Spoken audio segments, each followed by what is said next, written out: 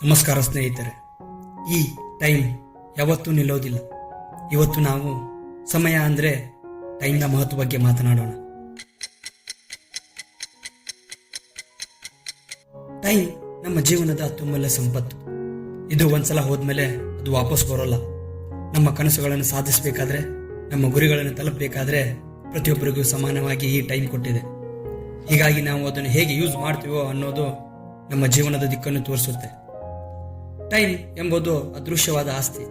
ನೀವು ಅದನ್ನು ಸ್ಪರ್ಶಿಸಲು ಸಾಧ್ಯವಿಲ್ಲ, ಆದರೆ ಅದು ಪ್ರತಿಯೊಬ್ಬರ ಜೀವನದ ಗತಿಯನ್ನು ನಿರ್ಧರಿಸುತ್ತೆ. ಈ ಟೈಮ್ಗೆ ಶ್ರೇಷ್ಠತೆಯನ್ನು ನೀಡಲು ನಾವು ಅದನ್ನು ಹೆಂಗೆ ಬಳಸ್ತೀವಿ ಅನ್ನೋದನ್ನ ಆತ್ಮಾವಲೋಕನ ಮಾಡ್ಕೋಬೇಕು. ಇಲ್ಲಿ ನಿಮಗೆ ಒಂದು ಉದಾಹರಣೆ ರೀತಿಯಲ್ಲಿ ಹೇಳಬೇಕಾದ್ರೆ, ಟೈಮ್ ಮತ್ತು ದುಡ್ಡು ಒಂದು ರೀತಿಯಲ್ಲಿ ಹೋಲಿಸಿದ್ರೆ, ನೀವು ಡೈಲಿ 86,400 ರೂಪಾಯಿ ನಿಮ್ಮ ಬ್ಯಾಂಕ್ ಅಕೌಂಟಿಗೆ ಹಾಕ್ತೀರಾ ಅಂತ ಕಲ್ಪನೆ ಮಾಡ್ಕೊಳ್ಳಿ. ಆದರೆ ಅದಕ್ಕೆ ಒಂದು ಕಂಡೀಷನ್ ಇದೆ. ದಿನದ ಕೊನೆಗೆ ನೀವು ಖರ್ಚು ಮಾಡದೆ ಎಷ್ಟೇ ದುಡ್ಡಿದ್ರೂ ಅದು 0 ಆಗುತ್ತೆ. ನೀವು ಅದನ್ನು ಸೇವ್ ಮಾಡೋಕ್ಕೆ ಸಾಧ್ಯವಿಲ್ಲ. ಆಗ ಆ ದುಡ್ಡನ್ನು ನೀವು ಎಲ್ಲಿ ಮತ್ತು ಹೇಗೆ ಖರ್ಚು ಮಾಡಬಹುದು ಎಂದು ಯೋಚನೆ ಮಾಡ್ತಿರಲ್ಲ. ಆ ದುಡ್ಡು ಖರ್ಚು ಮಾಡದೆ ಹೋದ್ರೆ ಪೂರ್ತಿಯಾಗಿ ವೇಸ್ಟ್ ಆಗಿ ಹೋಗ್ಬಿಡುತ್ತೆ.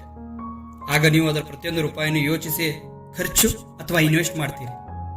ಹೀಗೆಯೇ ನಮಗೂ ಡೈಲಿ 86,400 ಸೆಕೆಂಡ್ಗಳು ಟೈಮ್ ಇದೆ. ಆದರೆ ಈ ಸೆಕೆಂಡ್ಗಳು ಉಳಿಯೋದಿಲ್ಲ. ನಾಳೆ ಆ ಸೆಕೆಂಡ್ಗಳನ್ನು ಯೂಸ್ ಮಾಡೋಕೆ ಸಾಧ್ಯವಿಲ್ಲ. ಪ್ರತಿಯೊಂದು ಸೆಕೆಂಡ್ಸ್ ನಾವು ಹೇಗೆ ಯೂಸ್ ಮಾಡ್ತೀವಿ ಅನ್ನೋದ್ರ ಮೇಲೆ ನಮ್ಮ ಭವಿಷ್ಯ ಅವಲಂಬಿತವಾಗಿದೆ. ತುಂಬಾ ಜನ ನಾನು ನಾಳೆ ಮಾಡ್ತೀನಿ, ಅಥವಾ ನಂತರ ಮಾಡ್ತೀನಿ, ಅಥವಾ ಆಮೇಲೆ ನೋಡ್ತೀನಿ ಅಂತ ಹೇಳಿ ತನ್ನ ಕನಸುಗಳನ್ನು ಮುಂದಕ್ಕೆ ತಳ್ತಾರೆ. ಆದರೆ ನಾವು ಈ ಸೆಕೆಂಡ್ನ ಮಹತ್ವವನ್ನು ತಿಳಿಯದೆ ಹೋದ್ರೆ ನಮ್ಮ ಕನಸು ನನಸಾಗಿಯೇ ಉಳಿದು ಹೋಗುತ್ತೆ. ಯಾವುದೇ ಸಾಧನೆಯಲ್ಲಿ ತೊಡಗಿದ ಮಹಾನ್ ವ್ಯಕ್ತಿಗಳು ಟೈಮ್ ಮಹತ್ವವನ್ನು ಚೆನ್ನಾಗಿ ಅರ್ಥ ಮಾಡಿಕೊಂಡಿರ್ತಾರೆ.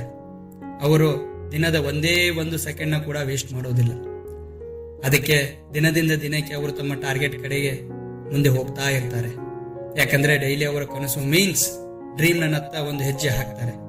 ಹೀಗಾಗಿ ಡೈಲಿ ಏನಾದ್ರೂ ಮಹತ್ವದ ಕೆಲಸಕ್ಕೆ ಯೂಸ್ ಮಾಡೋಣ. ನಮ್ಮ ದಿನಾನ ಪ್ರಾಮಾಣಿಕವಾಗಿ ಹೆಂಗೆ ಬಳಸಬೇಕು ಅನ್ನೋದನ್ನ ಇವತ್ತಿನಿಂದ ಯೋಚನೆ ಮಾಡಿ ಸ್ವಲ್ಪ ಪ್ರಮಾಣವಾದ ಪ್ರೋಗ್ರೆಸ್ ಮಾಡೋ ಗುರಿಯನ್ನು ಹೊಂದೋಣ. ಟೈಮ್ನ ಸರಿಯಾಗಿ ಇನ್ವೆಸ್ಟ್ ಮಾಡಿದ್ರೆ ನಮ್ಮ ಜೀವನದಲ್ಲಿ ಇಷ್ಟಪಟ್ಟ ಕನಸು ಸಾಕಾರವಾಗುವುದನ್ನು ಕಾಣಲು ಸಾಧ್ಯ. ಟೈಮ್ನ ಒಮ್ಮೆ ಆದರೂ ನಿಲ್ಲಿಸೋಕೆ ಸಾಧ್ಯವಿಲ್ಲ. ಇದು ನಮ್ಮ ಕನಸುಗಳನ್ನು ರೂಪಿಸೋದು ಅಥವಾ ಅವುಗಳನ್ನು ನಾಶ ಮಾಡುವುದು ನಮ್ಮ ಕ್ರಮದ ಮೇಲೆ ಅವಲಂಬಿತವಾಗಿದೆ. ನಾವು ಸಮಯವನ್ನು ಗೌರವಿಸಿದರೆ ಅದು ನಮ್ಮನ್ನು ಯಶಸ್ವಿ ಮಾಡುತ್ತದೆ. ನೀವು ಟೈಮ್ನ ವೇಸ್ಟ್ ಮಾಡ್ತೀರಾ ಅಥವಾ ಅದನ್ನು ಯೂಸ್ ಮಾಡಿ ನಿಮ್ಮ ಜೀವನವನ್ನು ಸುಂದರಗೊಳಿಸ್ತೀರಾ ಎಂಬುದು ನಿಮ್ಮ ಆಯ್ಕೆ. ಈಗಲೇ ಆಯ್ಕೆ ಮಾಡಿ ನಿಮ್ಮ ಕನಸುಗಳನ್ನು ಸಾಕಾರಗೊಳಿಸಲು ಪ್ರಾರಂಭಿಸಿ. ಹೀಗಾಗಿ ಈ ಕ್ಷಣದಿಂದ ಪ್ರಾರಂಭಿಸಿ. ನಿಮ್ಮ ಗುರಿಗಳನ್ನು ಸಾಧಿಸಲು ಸಮಯವನ್ನು ಬಂಡವಾಳ ಮಾಡಿ. ಸಮಯ ಒಂದು ಅಮೂಲ್ಯವಾದ ಸಂಪತ್ತು. ಅದನ್ನು ನಾವು ಯೂಸ್ ಮಾಡಬಹುದು, ವೇಸ್ಟ್ ಮಾಡಬಹುದು. ಪ್ರತಿಯೊಂದು ಸೆಕೆಂಡ್ಸ್ ನಿಮಗೆ ನಂಬಿಕೆ ತುಂಬಿದ ನಿಮ್ಮ ಕನಸುಗಳತ್ತ ತಲುಪಲು ಹಾದಿ ಮಾಡಲಿದೆ. ಹೀಗಾಗಿ ಡೈಲಿ ನೀವು ಏನು ಸಾಧಿಸುತ್ತೀರಿ ಅಂತ ಚಿಂತನೆ ಮಾಡಿ. ಪ್ರತಿಯೊಂದು ಕ್ಷಣವನ್ನು ಎಚ್ಚರಿಕೆಯಿಂದ ಬಳಸಿ. ನಿಮ್ಮ ವಜ್ರ ಮೋಟಿವೇಶನ್ಸ್. ನಮ್ಮ ಈ ವಿಡಿಯೋ ನಿಮಗೆ ಇಷ್ಟ ಆದಲ್ಲಿ ಲೈಕ್ ಮಾಡಿ, ಸಬ್ಸ್ಕ್ರೈಬ್ ಮಾಡಿ, ನಿಮ್ಮ ಸ್ನೇಹಿತರೊಂದಿಗೆ ಶೇರ್ ಮಾಡಿ. ಧನ್ಯವಾದಗಳು.